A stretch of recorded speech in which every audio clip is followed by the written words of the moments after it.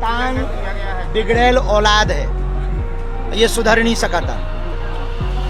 कुत्ता की पूंछ में पुंगरिया कितनी भी देर तक डालो, हमेशा टेढ़ी की टेढ़ी निकले। बागेश्वर धाम के पीठाधीश्वर पंडित धीरेन्द्र कृष्ण शास्त्री ने पाकिस्तान पर ऐसा हमला बोला है कि सोशल मीडिया पर बवाल मच गया है। उन्होंने पाकिस्तान को कुत्ते की पूंछ कहा, बोले ये कभी सुधर नहीं सकता।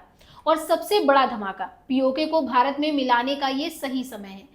ये बयान छतरपुर मध्य प्रदेश में श्री लक्ष्मी नारायण महायज्ञ के दौरान दिया गया और अब हर तरफ बस इसी की चर्चा है। तो क्या है इस बयान के पीछे की पूरी कहानी? क्या ये सिर्फ एक जोशीला भाषण था या इसके पीछे कोई बड़ा संदेश है?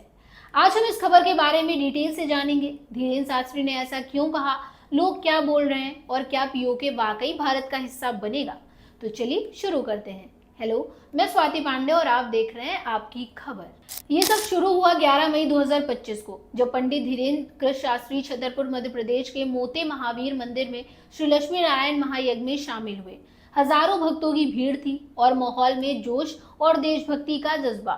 धीरेन्द्र शास्त्री ने वहां मीडिया से बात की और यहीं से बम फट गया। उन्होंने पाकिस्तान पर जमकर हमला बोला। चलिए उनकी वो वायरल क्लिप देखते हैं। पाकिस्तान बिगड़ैल औलाद है, ये सुधर नहीं सका था। कुत्ता की पूंछ में पुंगरिया कितनी भी देर तक डालो, हमेशा टेढ़ी की टेढ़ी निकले। यही हाल पाकिस्तान का है। हमें भरोसा है पाकिस्तान के ऊपर कि ये कितने भी समझौता कर ले, चाहे कोई भी समझौता हो, ये हर समझौता के बाद सीज फायर का उल्लंघन करेगा। देखो, यहाँ तो जब तक घर में घुसकर भारत के सेना के पास, यशस्वी प्रधानमंत्री जी के पास इससे बेहतर उपाय और समय नहीं है। भारत की भूमि पीओके लेने का सबसे बढ़िया यही समय है, सही समय है। घर में घुस कर के केवल जो है मिसाइल दागने भर से काम नहीं चलना है। पाक अधिकृत कश्मीर को भारत के अंतर्गत लाना चाहिए। पाकिस्तान एक बिगड़ैल औलाद है। जैसे कुत्ते की पूंछ टेढ़ी रहती है, वैसे ही पाकिस्तान कभी सुधर नहीं सकता। कितना भी पुगारिया में डालो, टेढ़ी की टेढ़ी ही निकलेगी। पीओके को भारत में मिलाने का ये सबसे सही समय है। हमारी सेना तैयार है और पीएम मोदी को ये पवित्र कार्य करना चाहिए। राष्ट्र रहेगा तो धर्म रहेगा। वाह, कुत्ते की पूंछ और बिगड़ैल औलाद धीरेन्द्र शास्त्री ने तो कोई कसर ही नहीं छोड़ी। उन्होंने न सिर्फ पाकिस्तान को लताड़ा, बल्कि पीओके को भारत में मिलाने की बात भी कही। और ये बयान कोई रैंडम कमेंट नहीं था, ये ऑपरेशन सिंदूर के संदर्भ में आया, जिसमें भारतीय सेना ने हाल ही में बड़ी कार्रवाई की थी। लेकिन रुकिए, धीरेन्द्र शास्त्री सिर्फ यहीं नहीं रुके। उन्होंने भारतीय सेना की तारीफ की और छतरपुर की बेटी कर्नल सोफिया कुरैशी को सलाम किया, जिन्होंने ऑपरेशन में अहम भूमिका निभाई। ये बात सुनकर वहां मौजूद भीड़ तालियां बजाने लगी। लेकिन सवाल ये है, धीरेन्द्र शास्त्री ने ऐसा क्यों कहा और इसका मतलब क्या है? चलिए थोड़ा पीछे जाते हैं। दरअसल ये बयान उस वक्त आया जब भारत और पाकिस्तान के बीच सीज फायर उल्लंघन की खबरें सुर्खियों में थी। पाकिस्तान की तरफ से बार बार उकसावे की कोशिशें हो रही थी और भारतीय सेना ने इसका मुंहतोड़ जवाब दिया। धीरेन्द्र शास्त्री ने इसे पाकिस्तान की कुत्ते वाली हरकतें कहा और साफ बोले कि अब और बर्दाश्त नहीं करना चाहिए। उन्होंने पीएम मोदी से अपील की कि पीओके को भारत में मिलाने का इससे बेहतर मौका नहीं मिलेगा। उनके शब्द थे, घर में घुसकर सिर्फ मिसाइल दागने से काम नहीं चलेगा, पीओके को भारत का हिस्सा बनाना होगा। ये सुनकर सोशल मीडिया पर बवाल मच गया। चलिए अब देखते हैं कि लोग इस पर क्या कह रहे हैं। जैसे ही धीरेन्द्र शास्त्री का ये बयान वायरल हुआ, एक्स पर तो मानो भूचाल आ गया। लोग दो साइड्स में बट गए। कुछ ने इसे देशभक्ति का जज्बा बताया तो कुछ ने कहा कि ये सिर्फ हेडलाइंस बटोरने की कोशिश है। चलिए कुछ एक्स पोस्ट पर नजर डालते हैं। पाकिस्तान बिगड़ैल औलाद है, बोले धीरेन्द्र शास्त्री, पीओके को भारत के अंतर्गत लाना चाहिए। #Indian army. कुत्ता की पूंछ पुगारिया में कितनी देर तक डालो, टेढ़ी की टेढ़ी। धीरेन्द्र शास्त्री का पाकिस्तान पर वॉर, छतरपुर।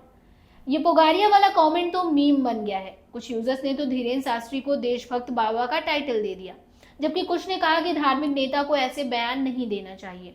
एक यूजर ने लिखा, बाबा को कथा सुनानी चाहिए, ना कि युद्ध की बात करनी चाहिए। लेकिन फैंस ने भी कोई कसर नहीं छोड़ी। धीरेन्द्र शास्त्री के समर्थकों ने एक्स पर #बागेश्वर सरकार और ऑपरेशन सिंदूर ट्रेंड करवाया। फैंस ने कहा कि जो बात पीएम मोदी नहीं कह सकते, वो बागेश्वर बाबा कह रहे हैं।